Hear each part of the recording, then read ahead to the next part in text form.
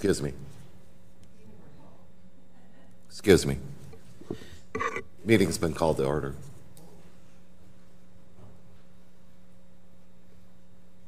Roll call. Mayor Chilson is excused, absent. Ron Jertson's present. Kim Smith. Present. Aaron Holter. Here. Fred Beeler. I entertain a motion to approval of minutes from the previous meeting. So moved. We'll have public input limited to 3 minutes for individuals. Motion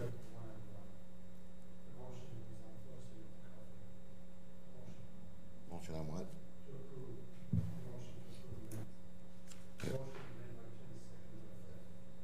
Need to vote. We need a vote on the approval of minutes.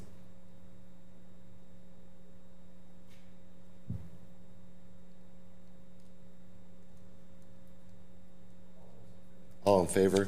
Aye. Aye. Opposed? So, passes. I have an opening for public input and limited to 3 minutes. Anybody for public input for the second time? Public input. Mr. Chair, just to clarify, I think Chair, Yeah. numbers 4 and Yes. 5 will be. Yes. You'll be able to speak at that time if you're here for numbers 4 or 5. Correct. If it's not 4 or 5, you must do it now. Or you can speak at both, if you'd like. Third and final on public input. Consideration and possible action on the following items. Number 4, review and consideration including a public input of parking and travel restrictions on Holman Boulevard. Public input for that. Anybody here to speak on? Yeah, if you're, yep. Please state your name and address too, please. J.R. Van Dyken. Address is 307 9th Avenue South. I have a feeling the reason we're all here about this is because my kid did something that was stupid on Holman Boulevard. And I don't believe that we need to change anything there just because he did something dumb. Thank you. My name is William Sandstrom. I live at 317 Horman Boulevard, and we are not in favor of the no parking. One way, I believe, makes sense. But personally, I think it should go the other way, just due to the fact of that hill at the end of the boulevard. I don't know if you guys are familiar with the boulevard at all, if any of you have been down there, but that is where there's a lot of problems in the wintertime, and it's steep just like our driveway, and we would have problems parking our vehicles a block and a half away if there was no way I could make out my driveway in the wintertime. My driveway is at least a 30-degree incline. And once I get anything over 1.5 inches of snow, there's no way I'm making it up there until I can get it cleared out. And sometimes when you get 6, 7, 8 inches of snow, there's going to be no way I'm going to be able to get up there until it stops snowing. So that's my concern. We have no other way onto our property except off of Horman Boulevard. And generally, we don't park on the boulevard, except there's a snow. And in the summertime, we do have our camper on there. But it is registered and legal vehicle in the state of Wisconsin. So that's mine on as far as the parking issue. I think that should stay. And I don't know anyone in the boulevard yet who would be against it. Thank you. Thank you.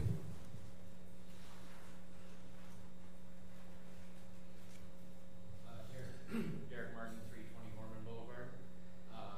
We have a driveway that would maybe hold both of our vehicles, mine and my wife's, but most of the time we put one on the driveway, one on the road. When the snow happens in the winter, everyone on Horman Boulevard is very good about getting all of their vehicles off the road so the plows can come through and take care of our road around 4 or 5 p.m. usually.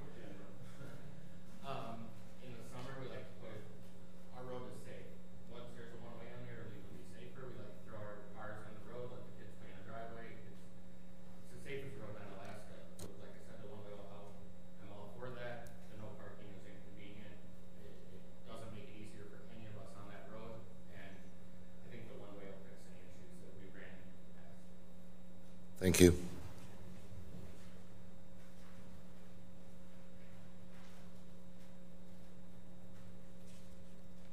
If there's no further input, that session is closed.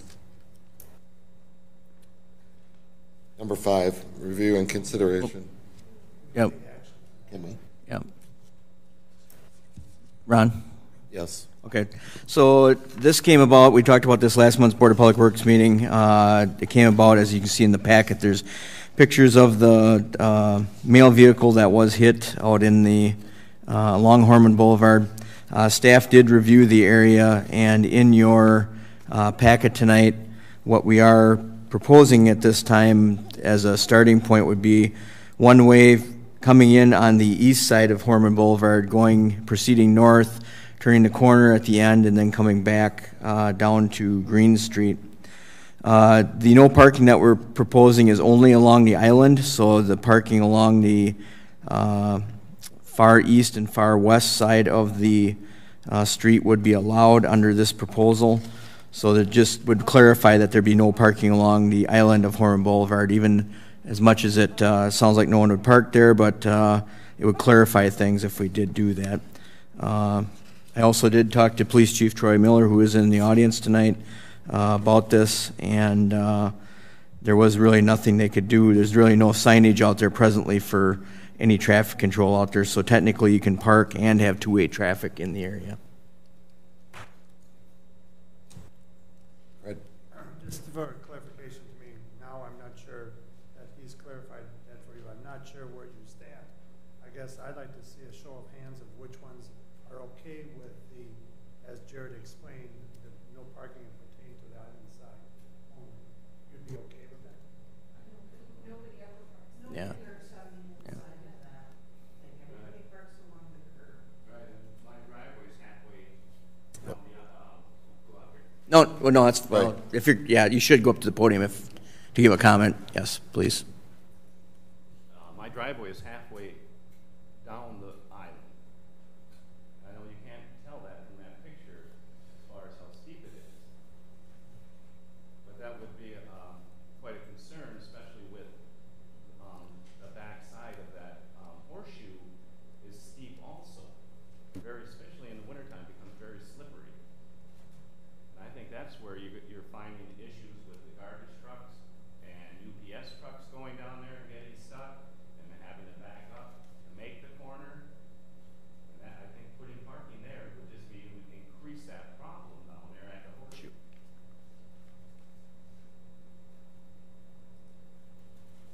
Troy?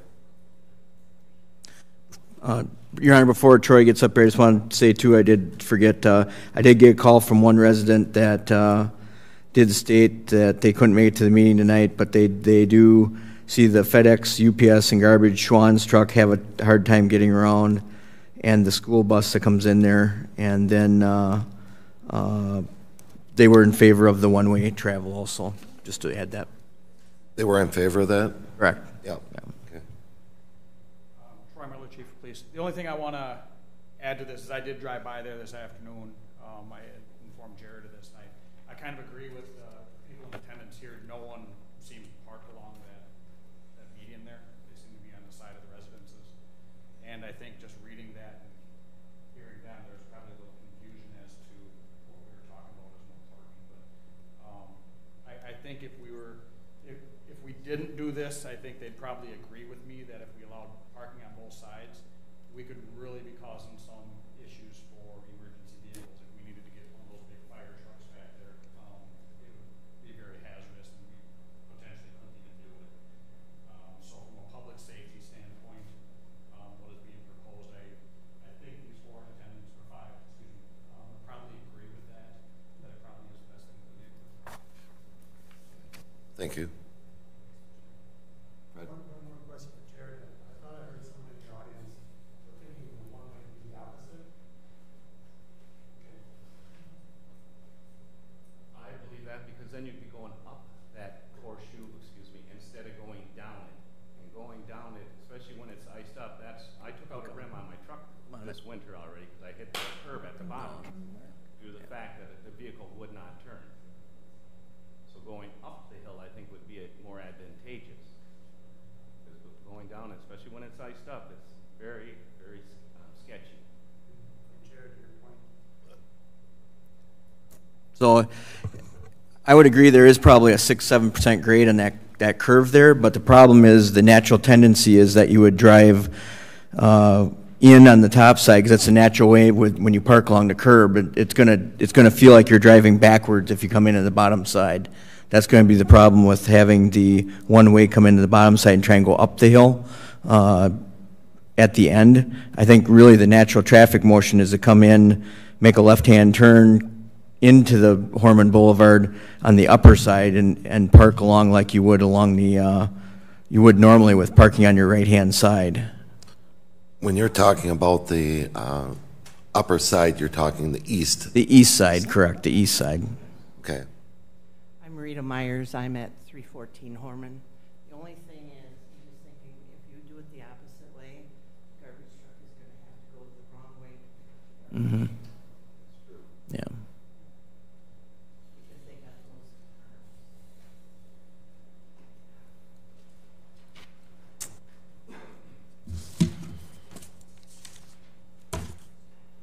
Kim? So then just to recap, I think that what we're looking at is the same as what the department recommended, their proposal of the one-way street as described in the photo with no parking adjacent to the Boulevard Island. Is that correct? That is correct. Yep, the median Boulevard Island. I'll make that in the form of a motion then. I think it matches what you're asking for. I have a motion on the floor to approve the plan as in street engineering has brought it forward. I'll second it. Any discussion? Just for a point of information, since you're here, if this board approves it tonight, then next month, the council approves it on Tuesday, next month there'll be an ordinance, I'll be given this first and second reading unless someone has an emergency to send it to faster. That's how the process will be, and then it'll be a third and final reading, and then it'll be official. Right, Jared? Yeah, Fred's getting to is going to take probably 3 months before you'll see any signage.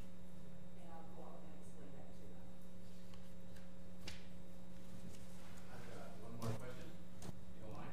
Yeah, we still have to take the motion. Okay.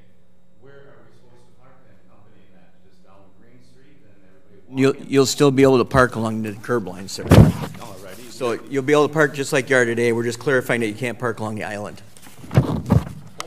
That's what, yes. That's what we've been proposing the whole time. Oh, I thought you were trying to get rid No. of parking all Oh, no. the way. No, not at all. We're just clarifying so no one can park along the island since we're having to put signs up anyway. We're clarifying that you can't park along the center island. Oh, that makes a lot more sense. Thank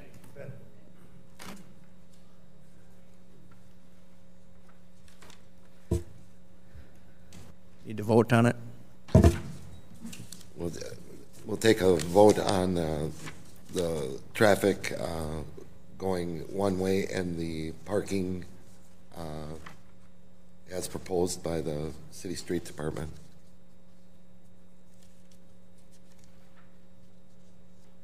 All in favor, say aye. Aye. Opposed? Passes.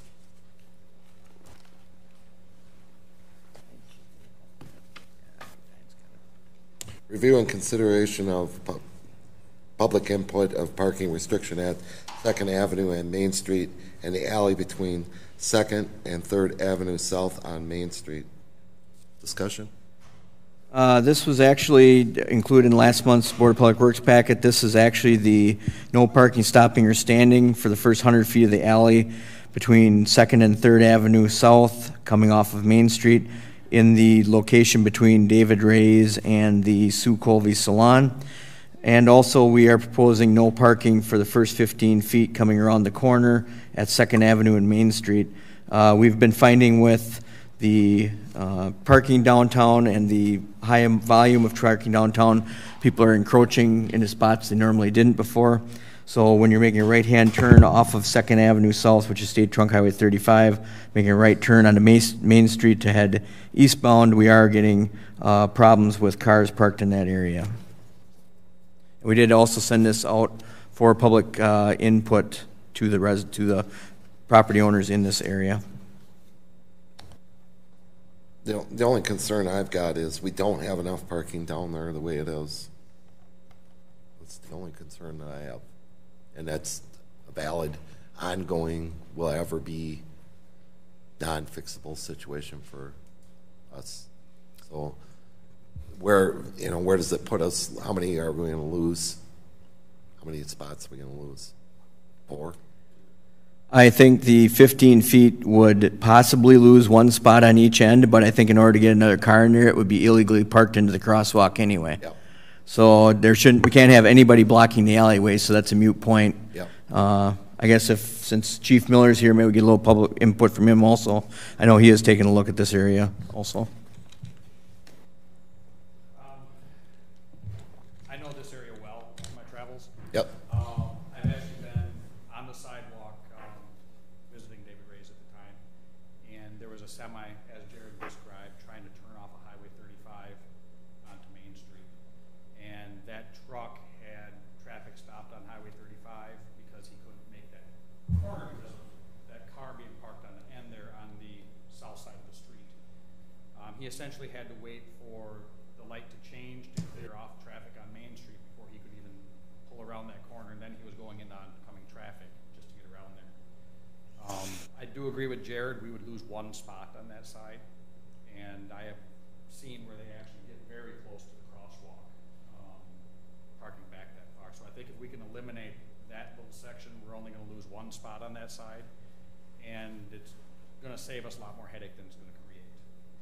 As far as on the north side of the street, heading westbound to turn on to northbound 35, I've also been in a situation there where I've wanted to get into that right turn lane, which is somewhat designated there, but I couldn't do it because there were vehicles parked there.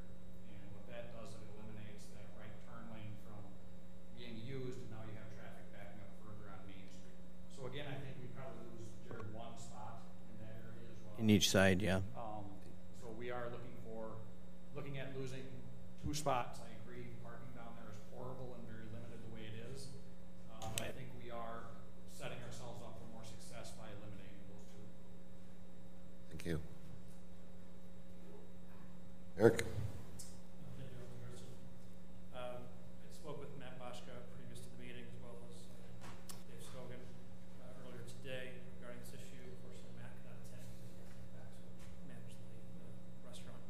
But he did ask if I could state that obviously the parking is the biggest concern they have, a lot of parking there, but it really takes no opinion on parking spots outside of asking that we consider the amount of parking we have downtown. As for the second portion of that, the alleyway proposed no parking, stopping, or standing, wishes to express that they're in absolute agreement with that aspect there. Their only request is that we stripe it or sign it or indicate boldly that this is a no parking, standing, stopping for delivery trucks. He did mention, I know he mentioned in the past that they do speak with all the delivery companies. Sometimes they have temporary or backup delivery drivers who don't know the whole ins and outs and things of the signage will assist them with keeping that area open in traffic. But they are very supportive of that concept. Yeah, it stands to reason that they would. It fits their needs.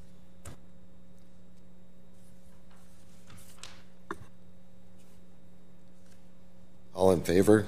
Oh, yeah. There still is motion. Kim? I wonder if there is any other people here that would like to provide public input? Okay, just wondering.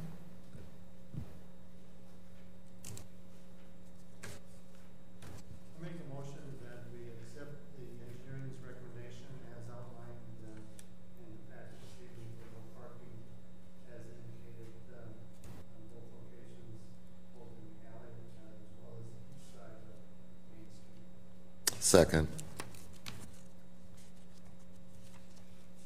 One clarification that the alleyway be no parking, stopping, or standing. I'll second that motion. I think Ron did. Ron did already. Yes. Eric. Thank you. Fred actually asked me a question earlier today, and earlier this evening, I gave an answer, which I'm afraid may not be correct. What is the difference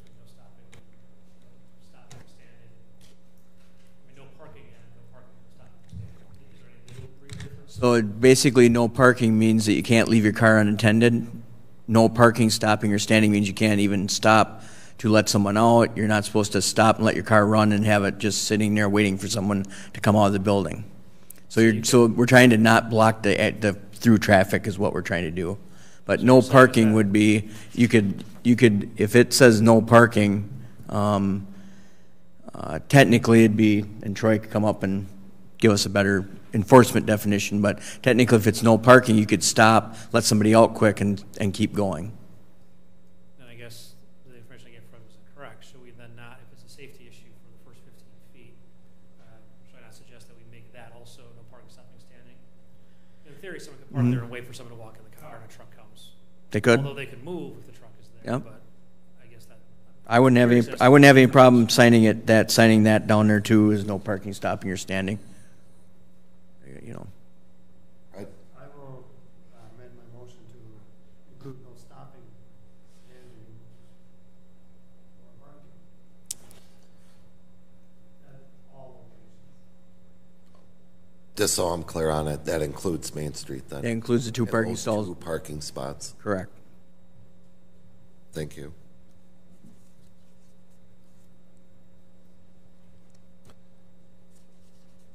All in favor of the motion?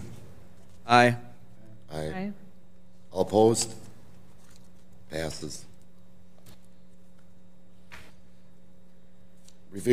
Number 6 is reviewing consideration of the sanitary sewer system compliance maintenance. A, the annual report. In your packet tonight, we have this, what we call the CMAR annual report, the sanitary sewer compliance maintenance annual report. You can see through here, Fred fills out a variety of information based upon financial factors. We also fill out a variety of information based upon electrical usage, flow metering, televising of sewers, cleaning of sewers, and general maintenance practices. And with this report, we have once again achieved a letter grade of A. With that, if we had any letter grades C and below, we'd have to take action, but there is no required action. This would then roll right into the resolution that must be passed. The next item is the resolution that must be passed that we must send to the DNR stating that we have taken action on this report. I make a motion we accept the annual report as outlined in our packet. I'll second that. Is there any discussion? Now, is this to include the resolution also? Okay. All in favor? Aye. Aye. Opposed? Passes. Make a motion to approve resolution 18-2018, City of Alaska Department of Natural Resources, NR 208, compliance resolution. Is that supposed to say resolution 2718? It's actually for year 2017, so that's what the 2017 dictates is the year. Resolution 2017 on Alaska, Wisconsin. Second. Any discussion? Hearing none, all in favor? Aye. Aye. Aye. Opposed? Passes. Number 7, review and consideration of the Consumer Confidence Report for Alaska Waterworks. Jared? Thank you. This is the 2017 Consumer Confidence Report that is actually reported in 2018. This is all the parameters of our water system back from the year 2017 that is reported to the public. This will be distributed in the July water bill. This is a yearly activity mandated by the DNR.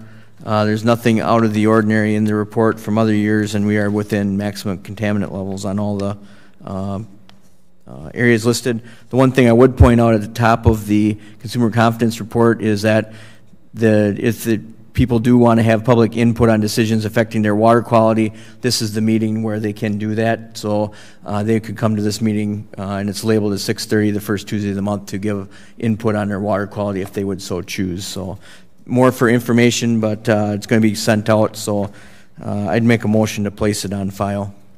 Second. Any discussion?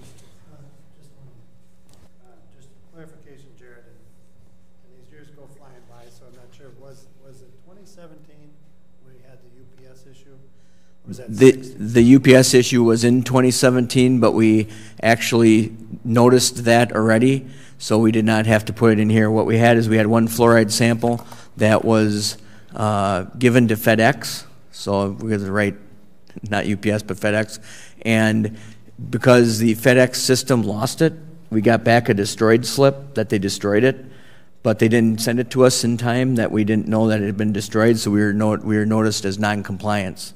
So what that fluoride sample is, it's once a month we have to send a fluoride sample to double check to make sure that we're taking our samples properly. It's a state mandated split sample, so that way they can tell what we're reporting is actually accurate. So. And it does not need to be listed? No, it doesn't need to be listed in here. We did confirm that with our DNR representative. Thank you. Any other discussion?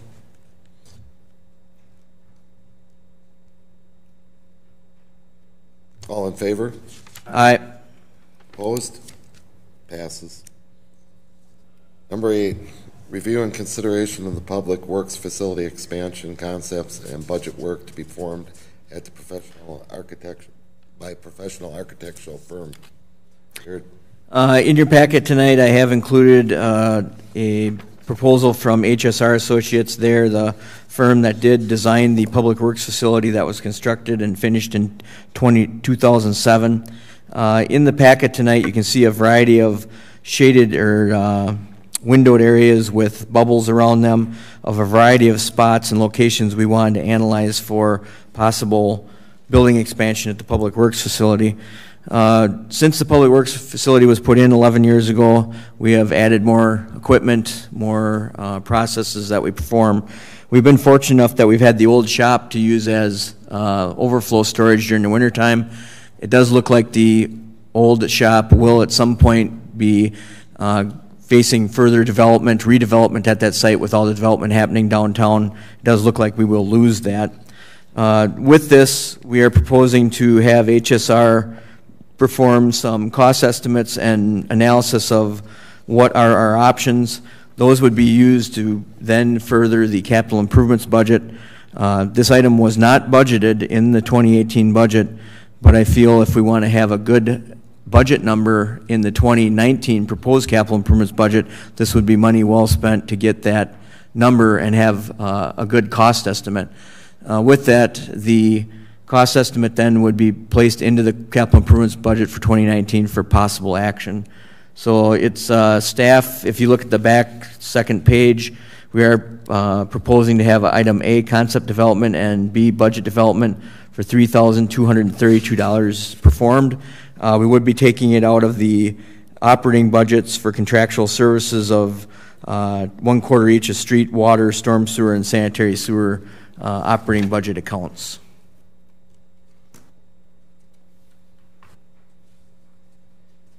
Any other discussion?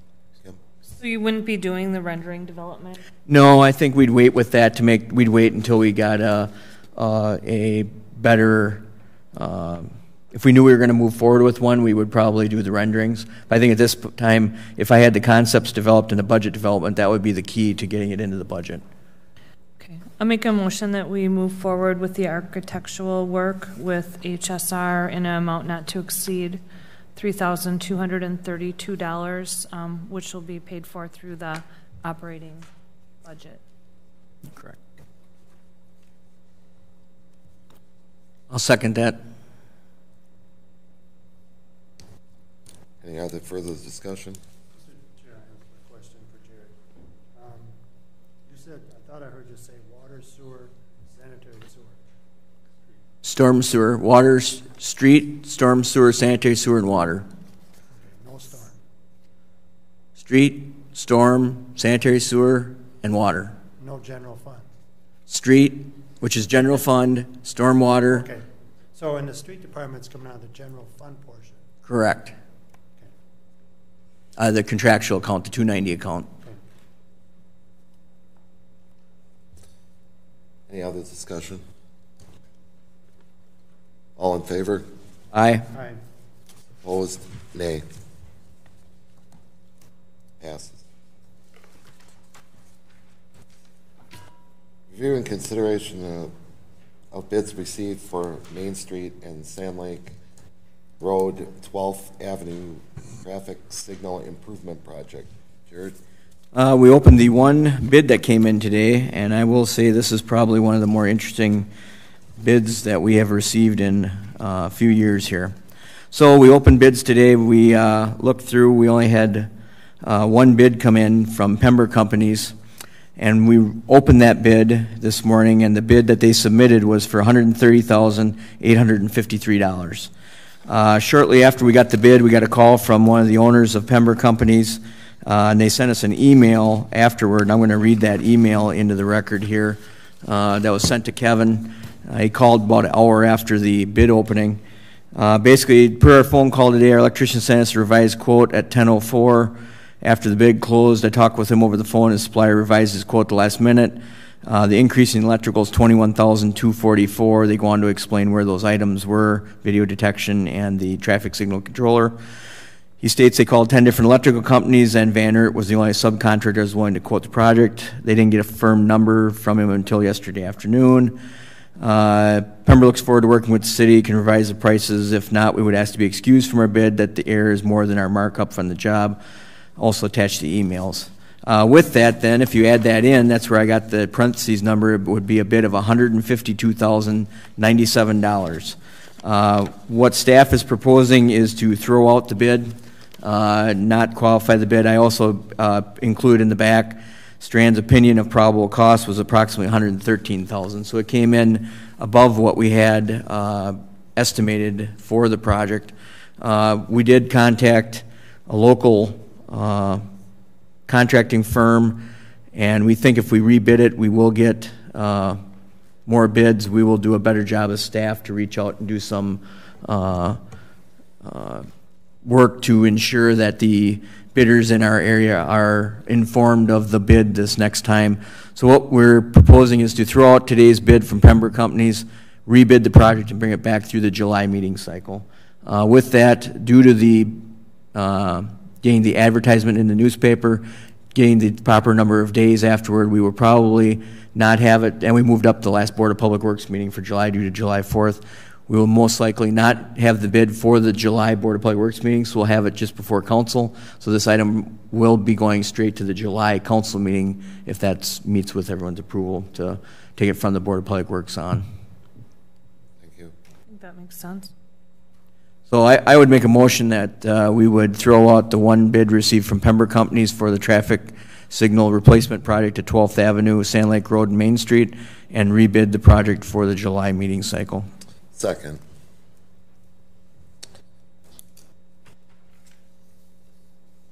So do we need another motion to have that run through? We need to vote on the motion that's on the floor. I think my motion include both items. Okay. Yep. All in favor? Aye. Opposed? Passes. Number 10, review and consideration of 2019 through 2023 capital improvements budget. Right? Actually, I'll take this one. I sent out a memo to all the administration, the staff, the mayor, common council, stating that we will be in the process of compiling the capital improvements budget for 2019 through 2023. We have started that process using the projects from the previous years. We do have a rolling 5-year capital improvement plan. That plan is updated every year with new projects. Projects are moved based upon need within that plan. We are compiling that currently. Our plan is to bring that to the September Board of Public Works meeting with review of the list and adding or subtracting projects from the list to get to a budgetary number in October and November of 2018 with a public hearing with possible approval to go to the Common Council for action at the December meeting. That's the current timeline. As the memo states, if you have any projects you'd like to see included for possible action within the capital improvements budget, they should be submitted to me by July 9th, 2018 for inclusion. So I guess with that, it's just information only. Any other discussion?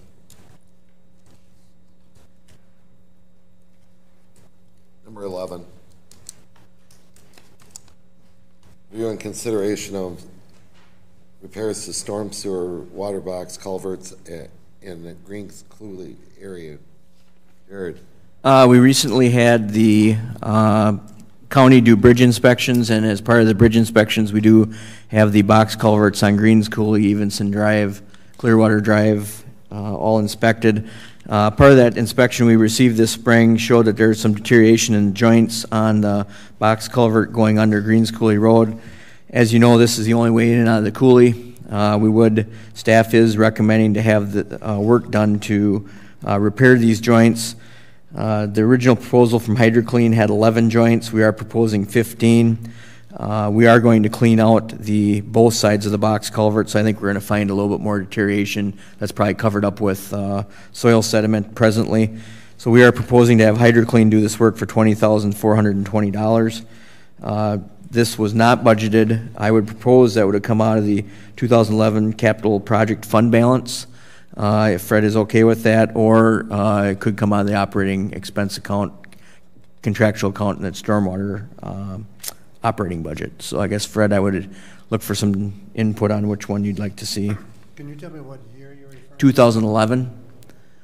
There is a fund balance that 2011 under stormwater? Stormwater, correct. Okay. Yeah. Yeah. I make a motion to we approve HydroClean in the amount of $20,420, not to exceed $20,420 for the improvements of box culverts within Greens Coulee. Greens Coulee, correct. Second. Any discussion?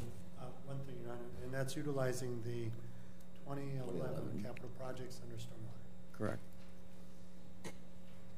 That's considered enterprise, isn't it? Right? Yes. Okay. All in favor? Aye. Opposed? Carries. Review and consideration of quotes received for the 2018 supervisory control and data acquisition of SCADA project. Jared. In your packet tonight, I have included a request for a price from Altronics from Strand Associates. Altronics, LW Allen, is our SCADA provider. They have been our SCADA provider for a number of years now. These are a proprietary system that it's very hard to get a second quote, second price. This would be the second year that we've been doing upgrades to our current supervisory control data acquisition system, our SCADA system. This controls all remote sites throughout the city for the water, sanitary, sewer, and stormwater facilities. We are looking at a variety of items. We're looking at new PLCs, which control the SCADA system at each site, new battery backups at sites, new updated intrusion alarms, and then pumping controls at 11th and Well and the Cedar Creek Lift Station. This project was included in the 2018 capital improvements budget. I have included a budget sheet in the back showing that we had original costs for Strand of engineering fees of $19,000, the Altronics quote of $104,907, and we also have a quote from Strand to do some tablet work. We presently have 8 tablets in the Public Works Department. We are proposing to have 5 of those be able to be used for remote access to the SCADA system. So that way at night, or we can take it out to the site and be able to look at the SCADA system overall when we're on the site, or when they're at home with our tablets, have the proper firewall and the computer network set up. That would be for Strand for $4,500 there, and then there'd be about $1,000 worth of software to purchase.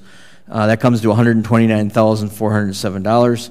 We did have $120,000 in the capital improvements budget, and we also had operating equipment budget for a Cedar Creek pump controller and some generator connections. That gets us to $200,000, so we'd be able to fund the entire project.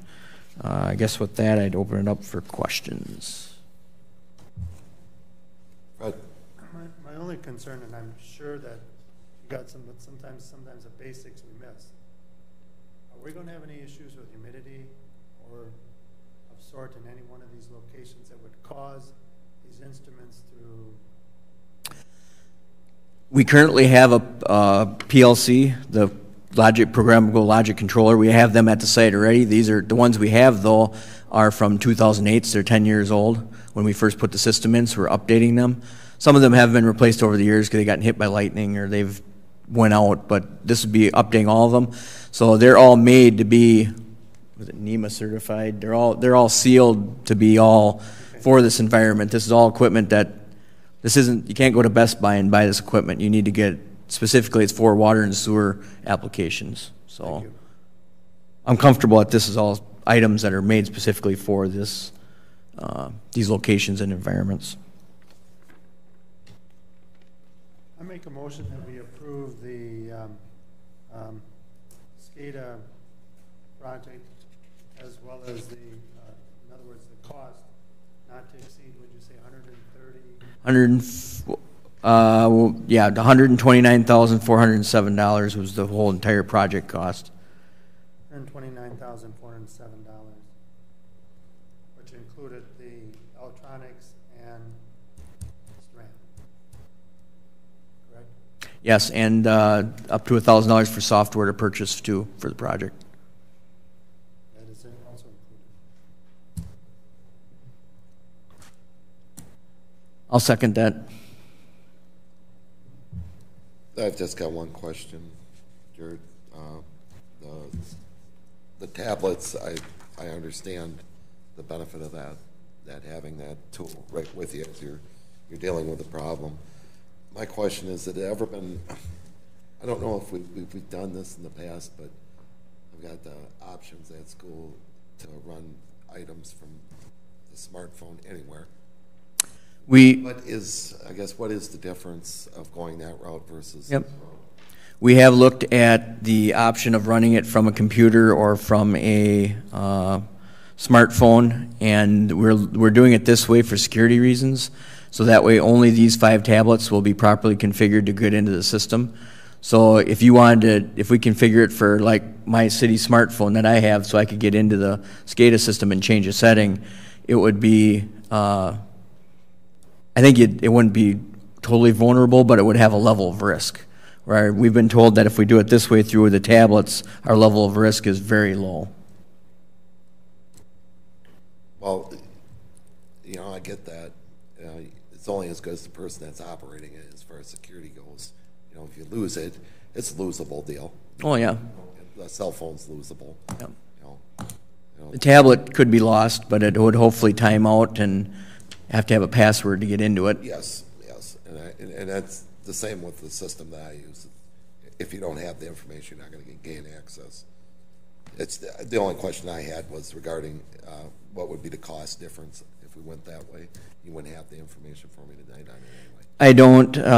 We already own the tablets. This does not include any cost for tablets, so it's using our existing hardware that we have. It's just a matter of getting it set up and getting it running, making the firewall and everything like that. Yep. Thank you. Any other discussion? All in favor? Aye. Aye. Opposed? Carries.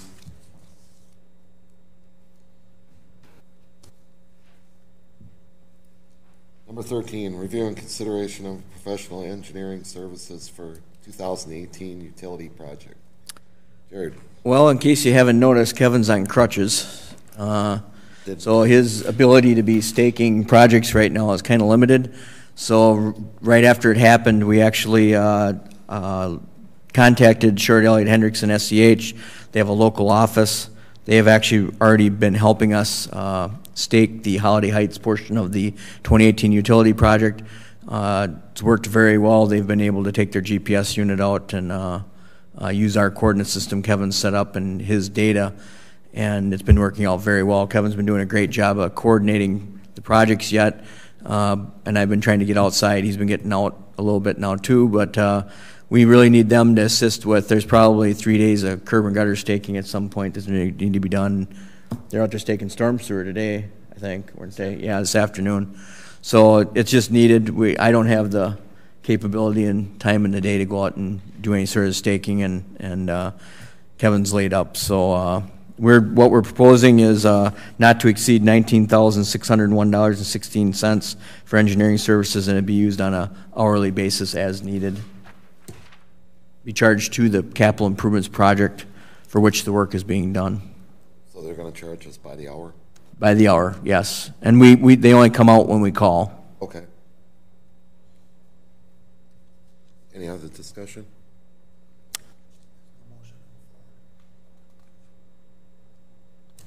I make a motion to approve the SEH for $19,601.16, not to exceed on an hourly basis. Second. Any other discussion? Hearing none, all in favor? Okay, aye. I'm even getting confused. It'll be one of these meetings all the way through.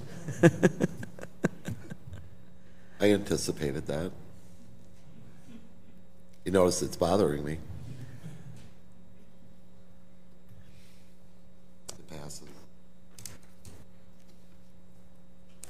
14, review and consideration of professional engineering service for Greens Coulee and East Main Street intersection alternatives and analysis and schematic design. Jared. This project was included in the approved 2018 capital improvement budget. City staff did solicit requests for proposals from 5 engineering firms. All 5 engineering firms did respond to the proposal request. We had proposals from MSA, SEH, Strand Associates, Ayers Associates, and Kale Engineering. You can see from the score sheet that is included in the packet tonight, we had Administrator Renflesh score, Financial Services Director Fred Bueller, myself, and Assistant City Engineer Kevin Schubert. We got score totals, proposed completion dates, and then a proposed fee.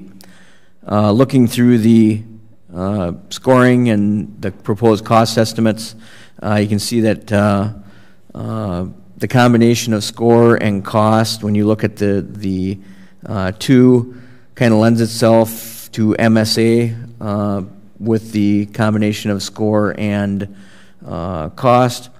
When we looked at the proposals, at least when I looked at the proposals, I think MSA's proposal was more to the point, did not include quite as much analysis as some of the other proposals did, but I think they'll get the job done. Did confirm, talking to a couple of the consultants, including MSA, in the last few days, that they can, I think I am fine with all of them getting the work done. Probably the only one was the lowest score in the group. But the higher scores, I would think any one of them could complete the project.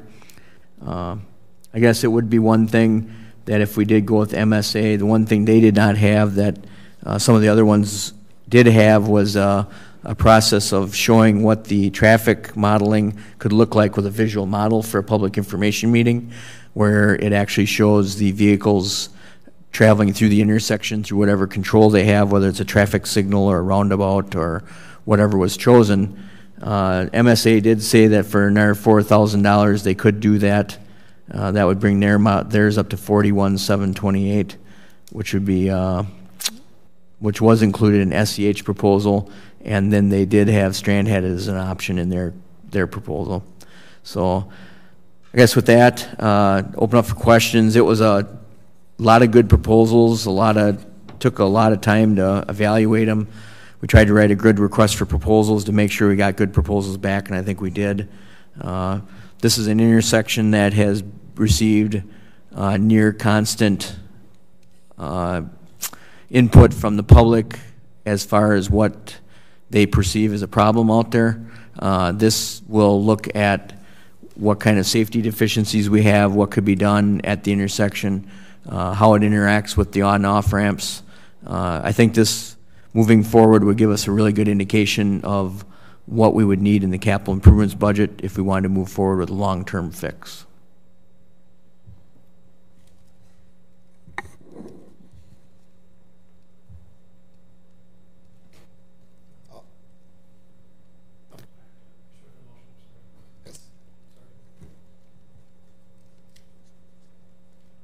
Get a motion on this?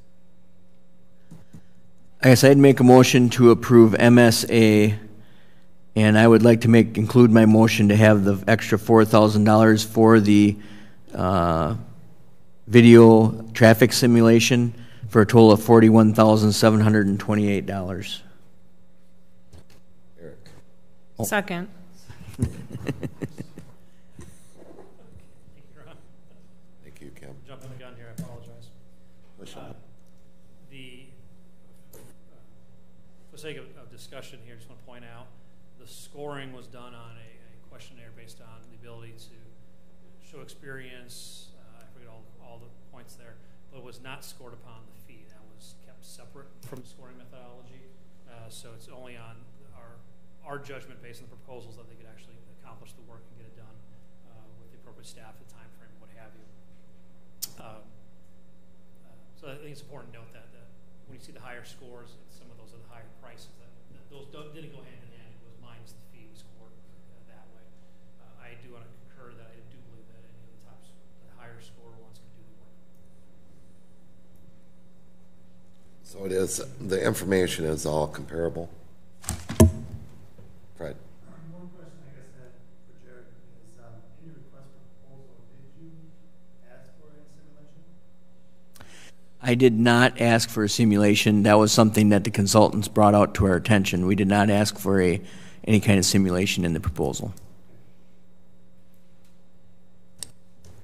Once we've seen the proposals come in and seen some examples of it sent to us, it could help greatly at a public information meeting, and I think the public information meeting for this project will be highly attended by the public. I think this is one you're going to see public participation at.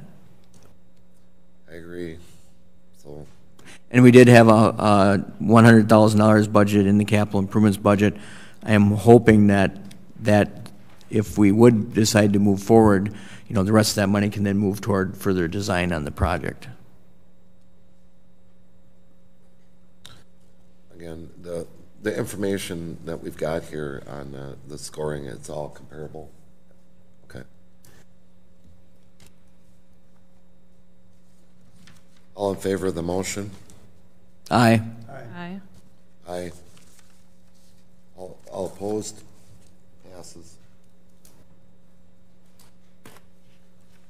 Number 15, review and consideration of corrosion control within the city water system.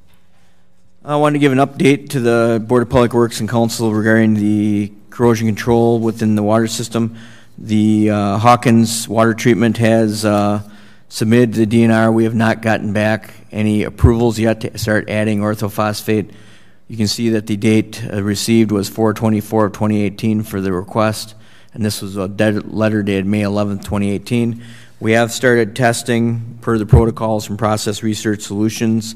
So city staff has started moving forward with this process to get background data, which is part of the process. We're hoping to get approval to add orthophosphates hopefully in the next month or two while it's still warm outside. But just an update, no action is needed at this time, but I just wanted to let the board know where we were at. Thanks, Jared. Number 16, review and consideration of change order number 2 for South Kinney Cooley Lift Station project. Jared? Thank you. This change order is for the South Kinney Cooley Lift Station project. It is a net increase of $9,747.15. Of that, you'll notice item B is the largest item for $8,014.44. This is also explained in the additional work for City of Onalaska sheet that's attached in your handout. This is when we had the lift station project and the force main in that area actually plugged on us. We had bypass pumping for a little over 48 hours and then did it actually a second time for another 24 hours. This contractor assisted us in digging up 2 locations and putting in piping so we could access it with our jetting vehicle, and also helped us with hooking up some of the bypass pumping the first night. So I feel this is all prudent, it's all documented, and should be approved as part of the project. Also changes the completion date from last fall to this spring when they were able to get the project fully substantially completed. Make a motion, we accept change order number 2 for the South Kinney Cooley Lift Station project as described in our packet and by Jared. Second. I just have one question, Jerry.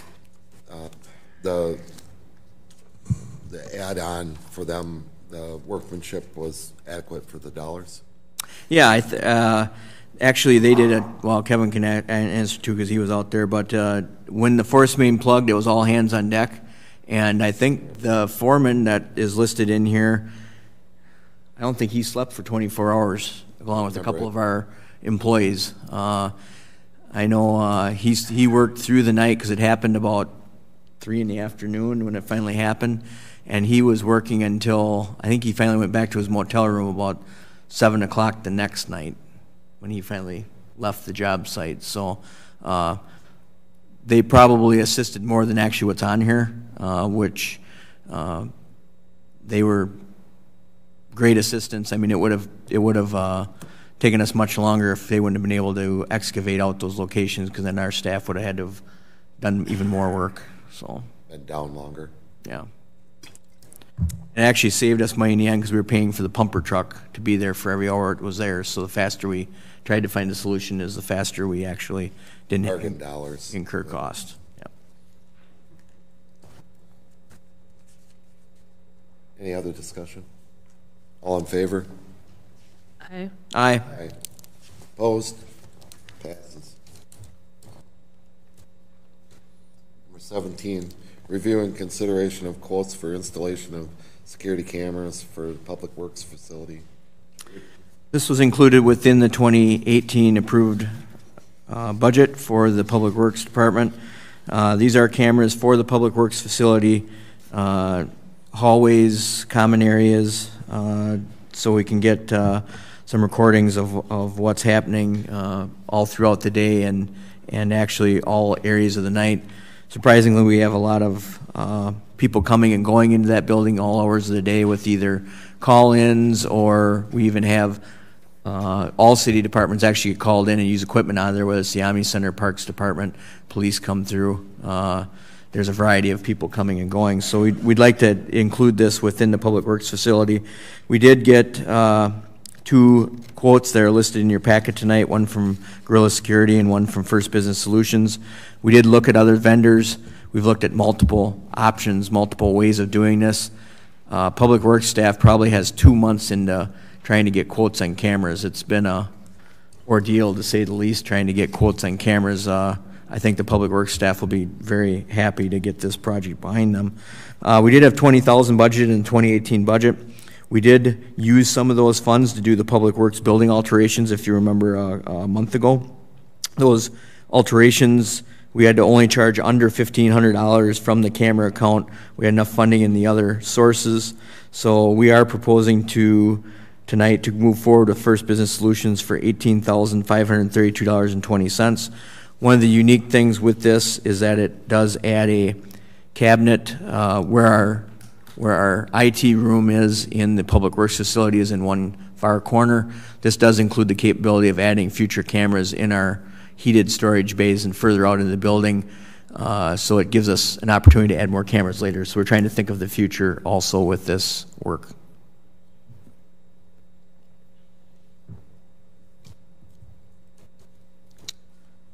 Need a motion. Go ahead. Make a motion to approve moving forward with the installation of the security cameras to the Public Works facility using the Business Solutions at an amount not to exceed $18,532.20, and this was a budgeted item. Right. I'll second it. Eric.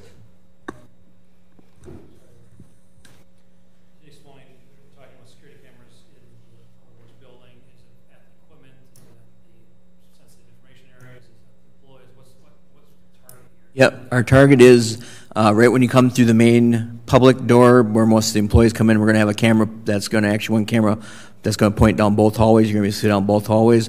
We're going to have a camera in the common mechanics area, and we do have a variety of tools and things in that area that we want to keep track of. We are going to have a camera in the hallway area for the administrative area, also where our SCADA system is, so we can actually see if someone would go into the SCADA system and try and do something. So we do have 4 cameras that are going to be installed in the Public Works facility, and they're all mostly in the common areas at this time. We don't have anything that's directly, there's no cash, there's no cash exchange, there's no anything like that. It's more so to ensure that we have security in the building with not only staff, but in knowing what happens after hours, and probably the most biggest thing is the SCADA system security would be one of the biggest items. Fred, did you have something?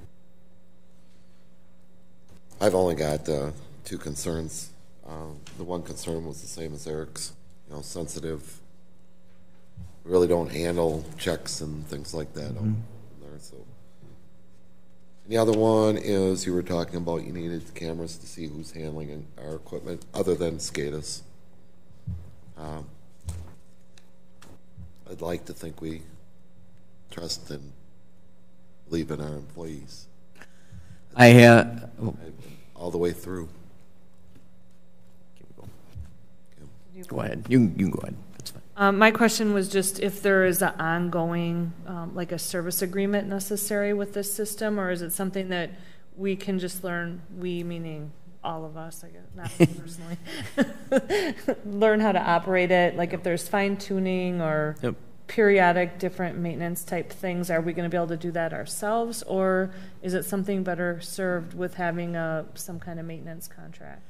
I think we have not looked at a long-term maintenance contract. I think with the cameras we see around the city of Onalaska in our public buildings, we typically try to handle it in-house. We are in the process of hiring a Public Works technology coordinator, so this will be another one of those items that will probably fall between them and the IT department to ensure that there's enough server space and there's things like that. If we would have something go down that we could try and fix ourselves, we would, but I can inquire about a planned service agreement, but I don't think we've typically opted for such a thing on these systems anyway. Thank you. Any other discussion? All in favor of the motion? Aye. Aye. Opposed? Nay. Passes.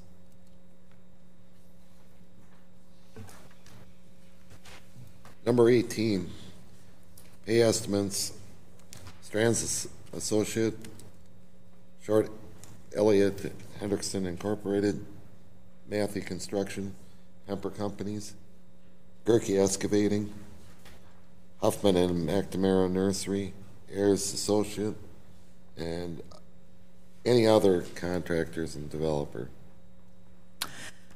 I have handed out an updated estimate sheet tonight, and that updated estimate sheet does have number 8, Hoffman and McNamara Nursery at $20,657.55. We have added a little bit of work for them since they have been grinding stumps the last week of the month. We did have the estimate sheet out with the board packet before that, so we feel they should be paid for that increased amount. But I'd make a motion to approve the estimates dated June 5th, 2018, handed out tonight with 12 estimates in total. Second. Any other discussion? Hearing none. All in favor? Aye. Opposed? Passes. Number 19, closed session. To consider the motion to convene into closed session under section 19.85 L E for the purpose of deliberating or negotiating the purchase of public properties, the investment of public funds, or conducting other specific public business whenever competitive or bargaining reasons require closed session. The negotiation of land and access rights along U.S. Highway 53 and Sand Lake Coulee Road from Wisconsin Department of Transportation.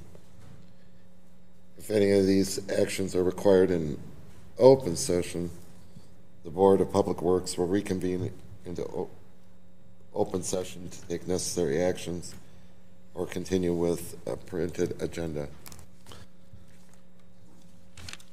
So moved. Second.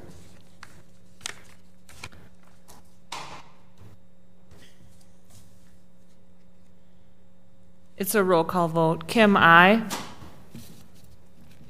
Jared, aye. Fred, aye. Ron, aye. We're in closed session at 7:37.